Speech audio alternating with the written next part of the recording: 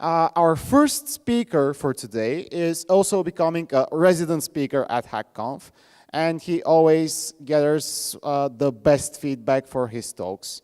Marian Marinov, he's a system administrator by heart, and he has over 20 years of experience in working with Linux. And he's the type of a person that loves sharing knowledge and loves sharing how he deals with day-to-day problems in his work. And actually, he's the type of person that makes the life of software engineers like me way easier, because I can sit comfortably and write Python and JavaScript while he deals with C, Linux, and kernels. So give a really big round of applause for Marian Marinov.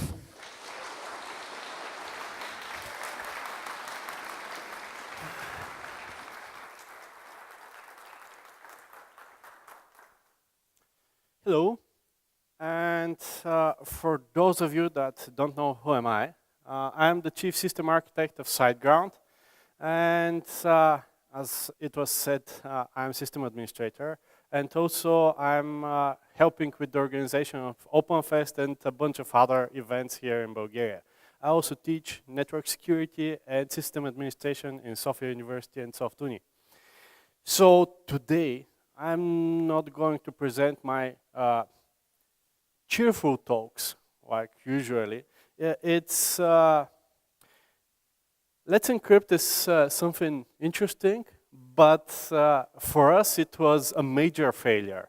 So today I will share with you all of our failures, or at least the ones that I remember. And I'll try to chronologically order these so you can find out what happened, how and why, and how we addressed those issues. So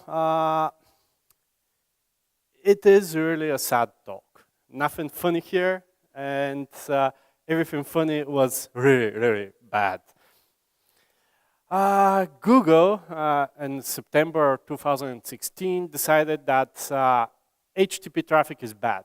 So they decided that if you have a site that is accepting passwords or credit card data, it should be marked as a non-secure website.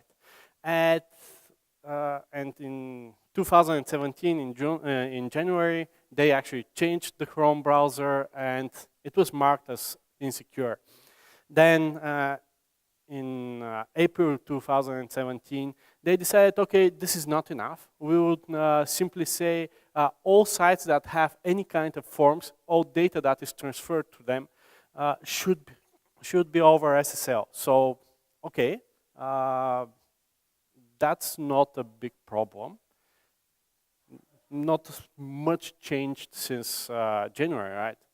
But in February 2018, they decided, okay, we will mark all sites that don't have SSL certificate as insecure. And they were followed by the other browsers. So this is a bit problematic, because in 2016, in the beginning of 2016, you could only buy an SSL certificate. So you had to pay in order, it was, for me, it was type of extortion, because you had to pay additional fee in order to have your site secure. So Let's Encrypt launched in the beginning of 2016. However, its official launch date is April 12, 2016. It started a lot before that. So in the beginning, maybe in January in 2016, we already knew about Let's Encrypt, and we were one of the first sponsors of Let's Encrypt. In January 2016, we started the first code on our cPanel plugin for Let's Encrypt. In March this year, Let's Encrypt also added wildcard certificates to their infrastructure. So you could now issue a free certificate. Please, everyone that has a website here, show your hands. Okay, from all of you, who has SSL on their site? who has Let's Encrypt on their site? You see the hands? So Let's Encrypt is free. It's relatively easy. There are a lot of tools that you can use to install Let's Encrypt certificates on your web server. So there is no reason why you shouldn't have an SSL. There is no reason at all right now for you not to have an SSL. And now let's start with our work here. So in the beginning, in 2016, we started with our cPanel plugin. 4 months later, we actually had it working and deployed on most of our infrastructure. In October last year, we started to work on the wildcard implementation because we, as a sponsor, knew before the others that they are working on wildcard implementations. So we started guessing what their wildcard implementation would be, and we started changing this. But in December 2017, we decided to issue certificates for all hosts, and this means not every website, but all the websites and test websites, staging, whatever our clients have on their accounts with us, to issue free SSL certificate. Interesting. So let me explain what happened since beginning of 2017. We first decided to create account for every client. So we have a lot of clients. I cannot disclose the number, but we have a lot of clients. What's happening is that we wanted to have one Let's Encrypt account that will be responsible only for the hosts of this particular client that we have. This is nice. However, creating these accounts is very slow, and we could actually reach some limits. Initially, there weren't any limits with Let's Encrypt. When we decided that creation of accounts is too slow for us, we were like, okay, we have a lot of servers. We'll simply paralyze this between all of the servers, and that wouldn't be a problem. Then Let's Encrypt called. So they called because we simply broke their infrastructure from all of our servers and all of our requests. And we had this very nice conversation with their CEO. At this point, they were like, okay, you're DDoSing our infrastructure. And we were like, no, we're actually creating accounts for all of the hosts that we want to issue on your infrastructure. After a few back and forth, we decided, okay, we asked, what you want us to do? And they said, it's pretty simple. You need to create a global limit across all of your data centers that would limit the creation of accounts to 2 per second maximum. It may seem simple enough. However, you have to know that we have 6 data centers in 3 different continents, and network infrastructure is not exactly reliable. So it can break, and having the centralized limit on in one of the data centers is not a solution for us at all.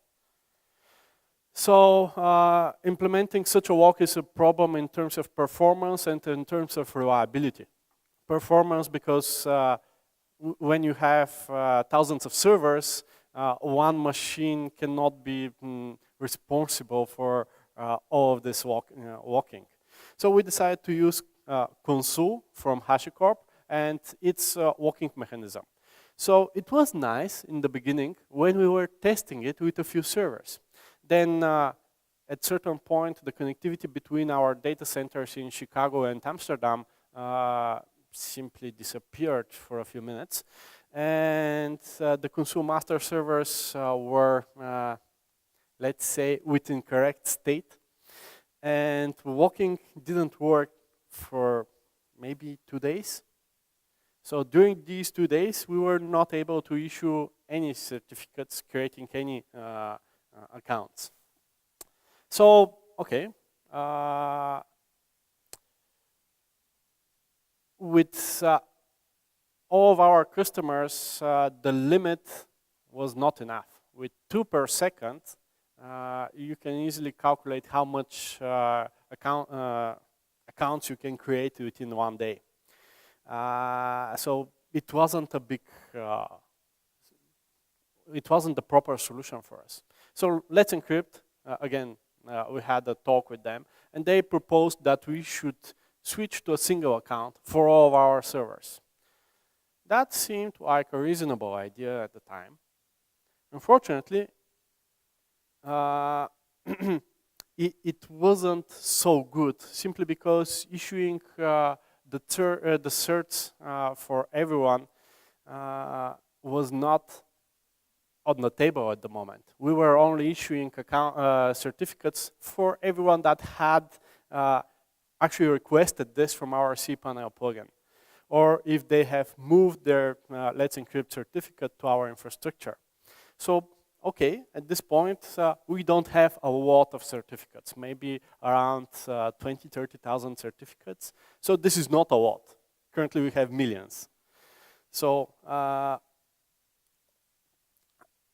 CertBot, the actual software that was created for issuing the certificates from Let's Encrypt, it's a little bit slower. It takes around a minute, sometimes between 15 seconds and maybe 65 to 80 seconds.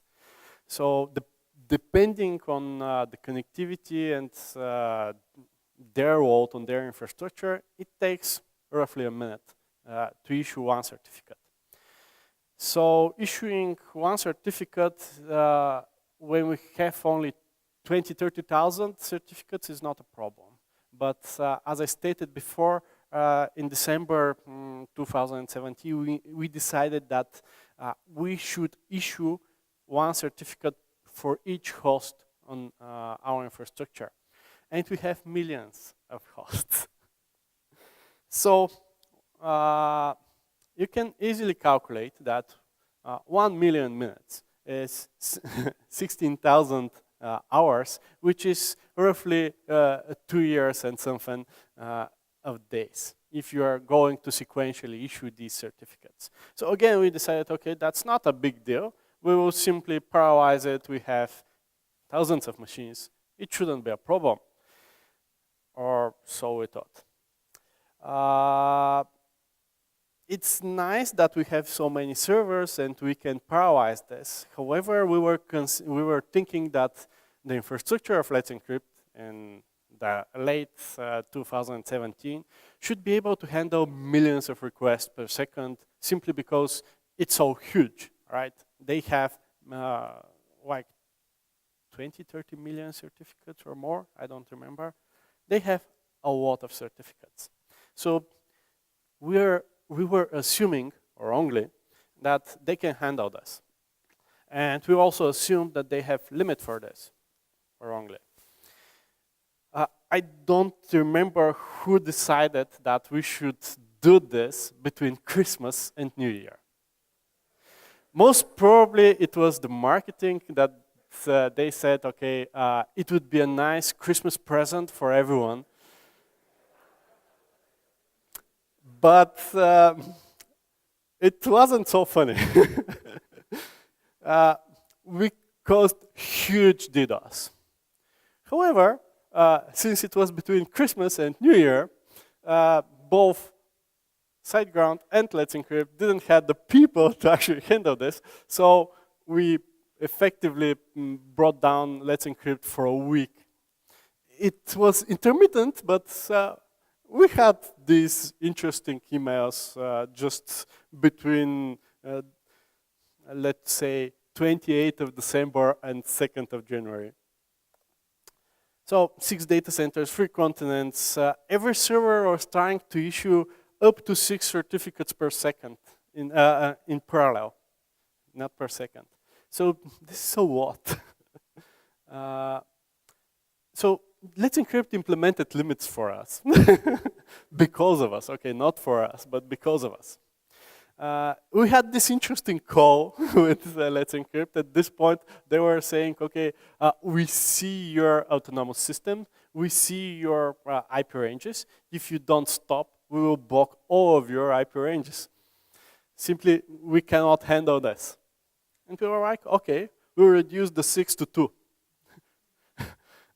Which didn't solve the problem because we were issuing 2 in parallel per each server, while they were thinking, no, you would need to have maximum 10 certificates at the same time globally.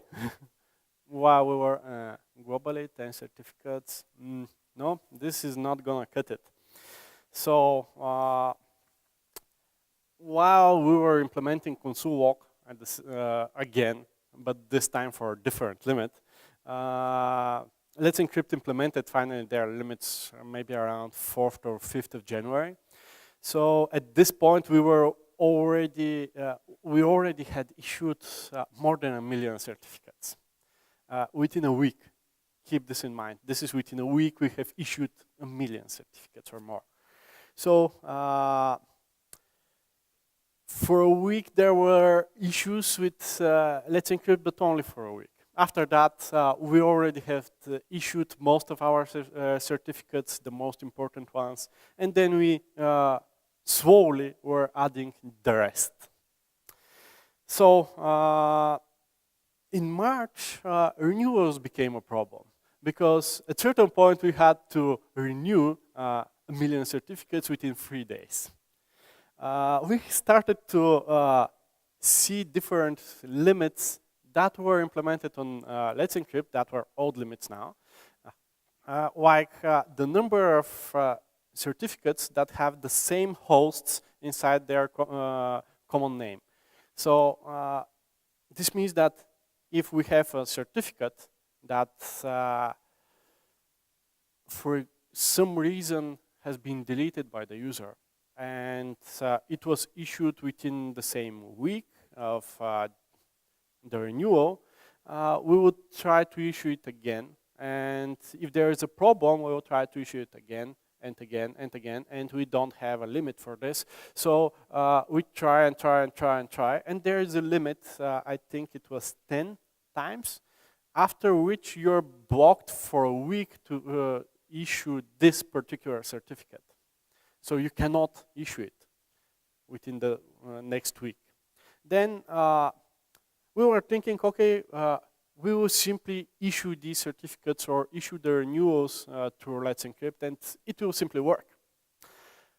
They would do the checks, and if anything is wrong, they would tell us. Okay, the API would simply give us an error, and we will handle the error in a certain way. However, we didn't know at the time that they had a limit to the number of errors that you can have per server. And with the amount of renewals that we had to do within 3 days, you can imagine that these errors were mounting pretty easily because some customers moved their domain, some customers have their domains expired, some customers had their web root wrong, or whatever. There were a lot of issues, like at least 30 different cases of why Let's Encrypt may not be issued on this machine with the certbot software. Then we also got another limit, we hit another limit, the number of certificates that you can issue new certificates per server. And since we were trying to issue maybe around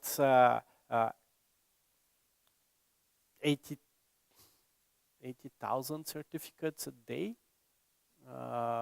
per server. I don't remember the numbers correctly right now, but it was a big number.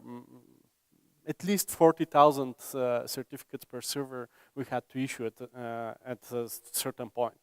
So we had a limit of around 6,000 per 3 hours, which is actually increased from 2,000 per 3 hours. So this is not enough for all the issues that we had to do. At that point, we were like, okay, there is nothing that we can do at the moment for this. Unintentionally, while we were trying to fix this and trying to fix the errors that were caused by the customers, a guy from my team switched from a single account to an account per server.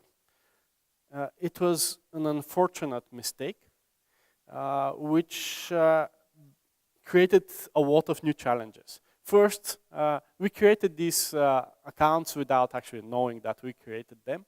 Then, if you move a customer from one server to another server, you now have to move their certificates, because if you don't move them, you're actually requesting the renewal or issuing of the same certificate on another server, and it's possible that you would hit the limit for the same certificate.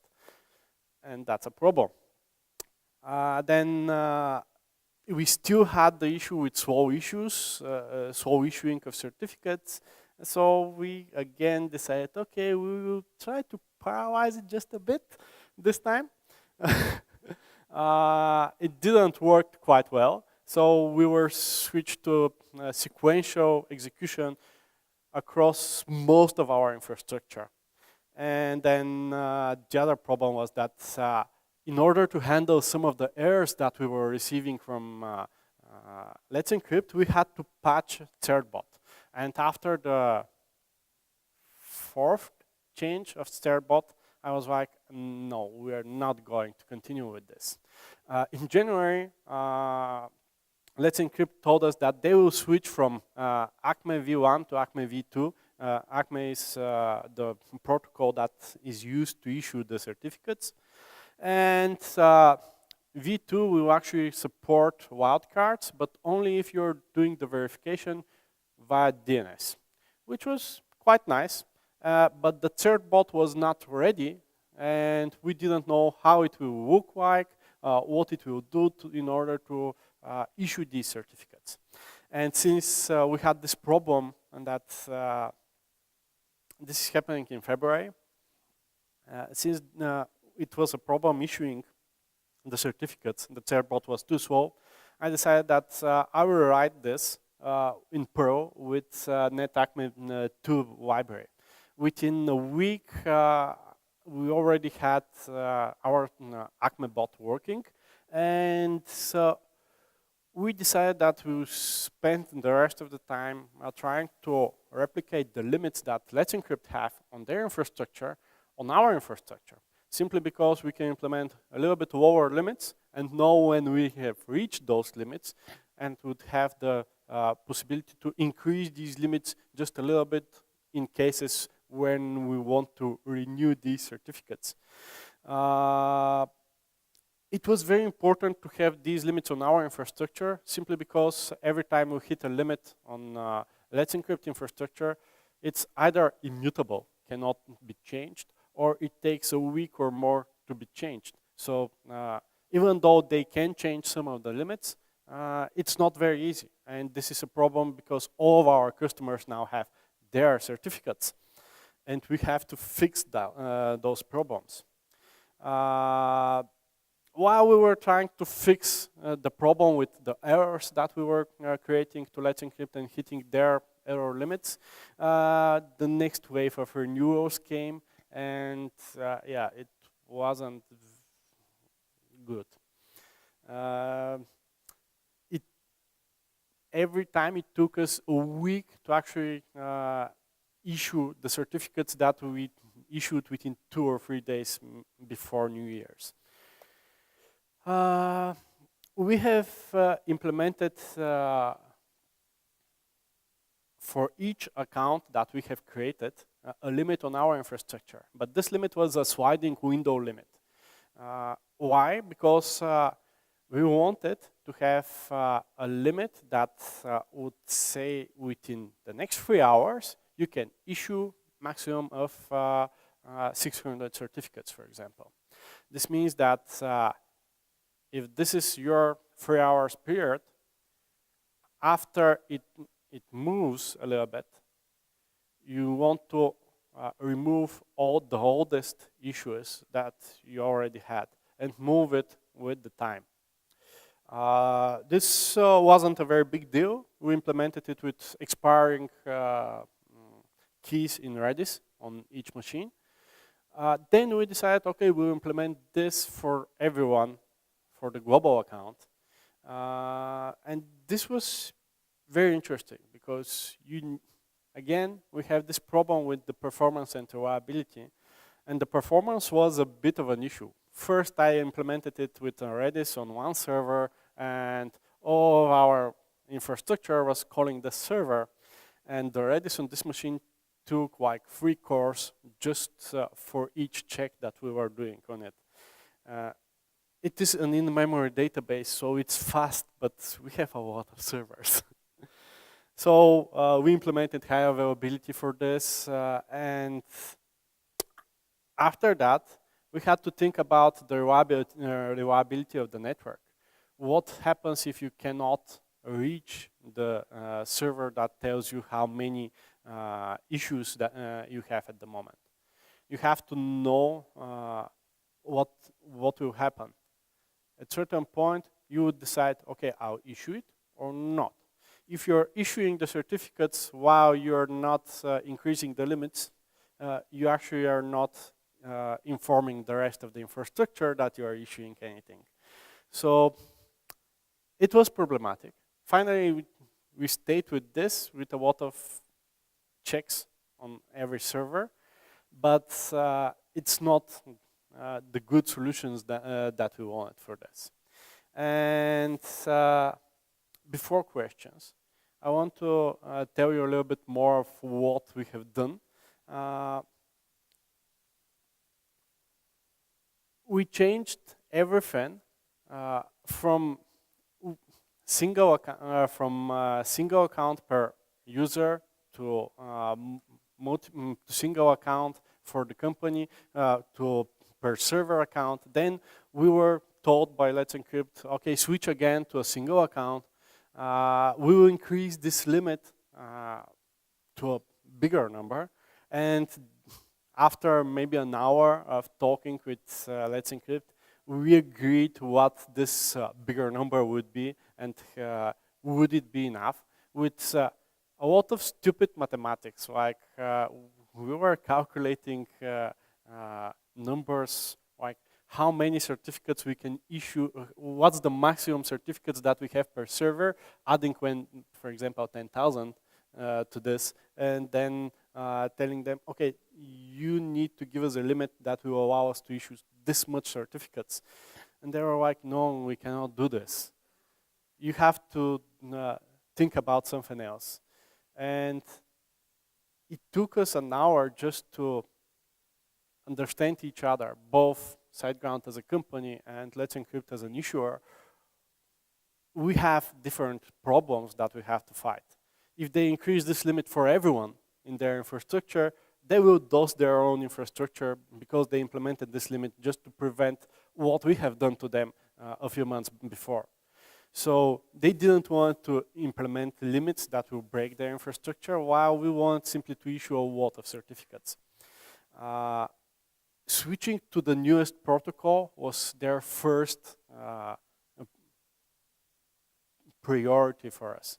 They told us, okay, after you have implemented the global limits, you have to switch to the new protocol. So the old protocol, even though it was supported and it was best supported by their software, was not a solution for us. Their new software, however, required a lot of significant changes in our infrastructure in order to run it. So it was not a solution for us. So we had to meet in the middle with them. And after that, after they increased those limits, we still had to fight the problem with the errors that our customers generate for us. And these errors should not go to Let's Encrypt, because the moment they reach Let's Encrypt, they will block this server from issuing or renewing certificates. So we had to create bigger infrastructure. And it wasn't a big problem until we found that a lot of our customers are actually using, for example, Cloudflare, which actually have IPv6. And we didn't have IPv6 on our infrastructure. We still don't have IPv6 on our infrastructure because of limitations of our data centers. And we simply cannot check the IPv6 sites. And Let's Encrypt, if it sees that your site has an IPv6 address, it prefers that and never tries IPv4. So if there is a problem with the IPv6 proxy misconfiguration in Cloudflare or any other CDN that our customers may use, they cannot be, their certificate won't be issued, but we cannot check that at the moment. So we started thinking how we can check those things for our customers, and a lot of other problems like this were seen while we were debugging the problems, the errors that we received from Let's Encrypt. So to summarize, we decided to ditch Certbot and write our own implementation simply because we had to change a lot of the code of Certbot just to parse something, to have some logging there to understand what's happening. We changed everything in our infrastructure with accordance to what Let's Encrypt told us, and every time we broke them. So this may seem like not a big problem for most people, but if you're working with a vendor and you're implementing what the vendor says and you're breaking the vendor, at a certain point we were considering asking them, can we help you with your infrastructure? Because we were thinking, okay, we can do it better.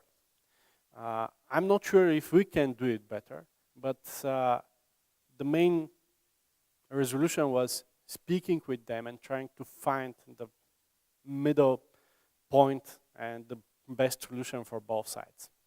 So now I'll take questions.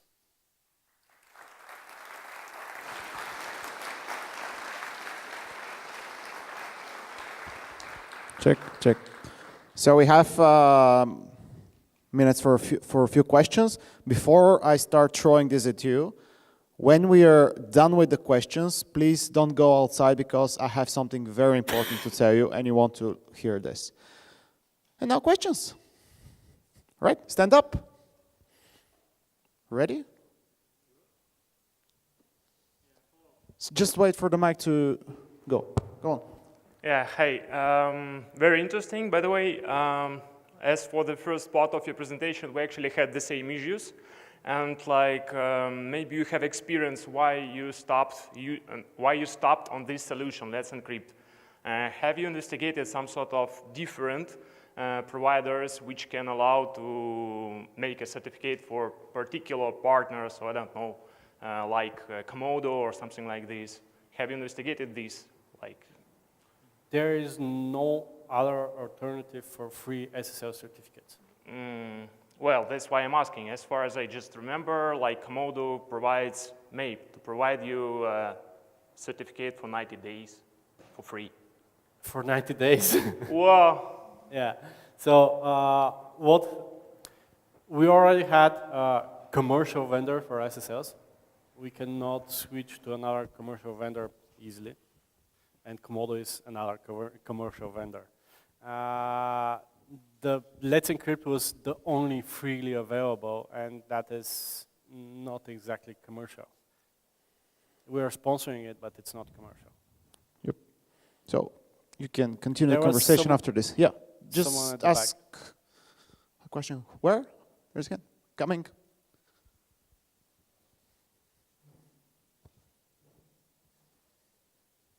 I'll still have to throw it. Well, then I've got to catch it. That's normally that's a bad thing. Yeah, you know what I've heard is that more or less from the start there was like you as this big hoster and Let's Encrypt as the free provider of the certificates. You had a lot of technical issues together, right? Yes. You were having problems and you were bumping around their limitations. It kind of seemed a little bit that you were in the dark about their limits and their API restrictions, and you were probably throwing a lot of unexpected edge cases at them at point in times where they really didn't know what was going on. So, and now you try to do all these technical solutions. Wouldn't have it been kind of easier to, call them before they call you? It would have been, but simply they didn't respond at the beginning. So we were like, okay. Even though we sponsored them, there wasn't a technical person on their side to respond to our first email. So after the first time we broke their infrastructure, now we had a communication. We had access to their CEO and CTO, and we could actually find what the problems were. But during this period between Christmas and New Year and in the beginning of 2018, we actually broke their infrastructure in such a way that they were in a hurry to implement new limits. And we didn't know about these limits simply because only the guys that implemented those limits actually knew about those. The limits for the single account for the errors, they have added to their rate limit page, and they have them for quite some time.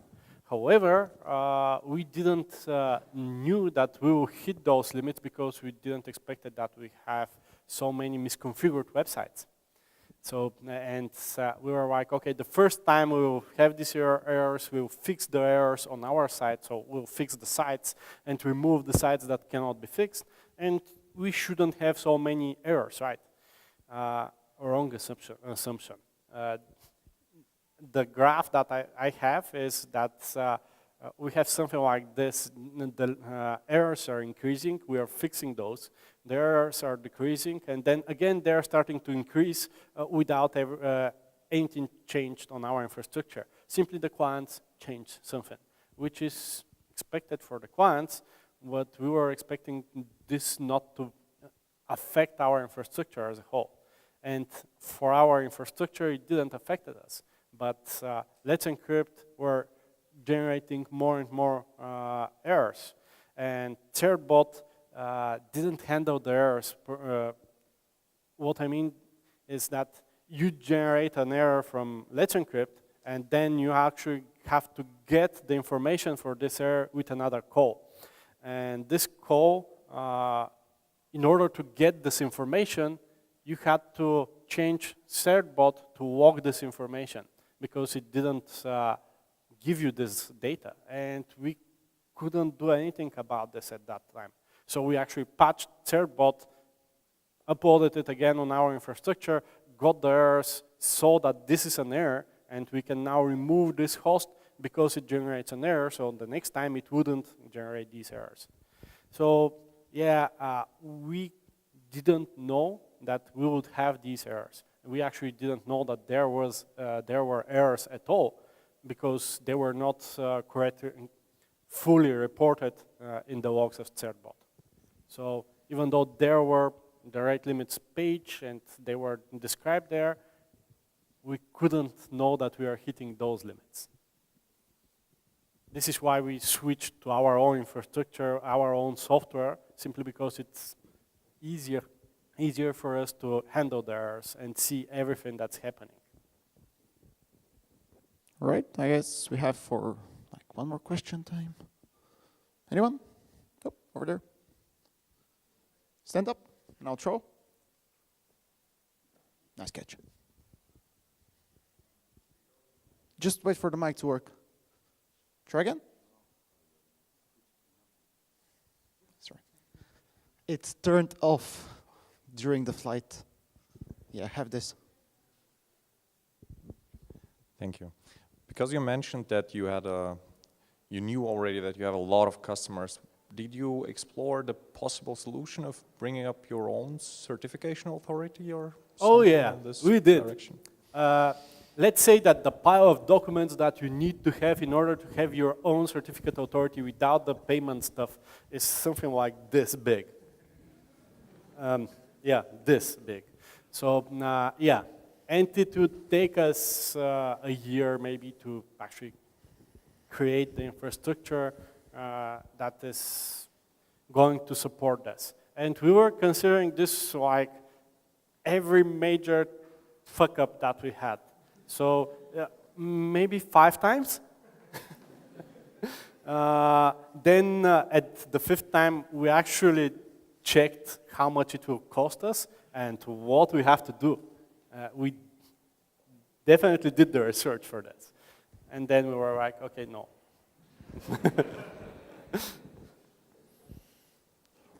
All right. I think, Thank you. yeah, a big round of applause for Marian.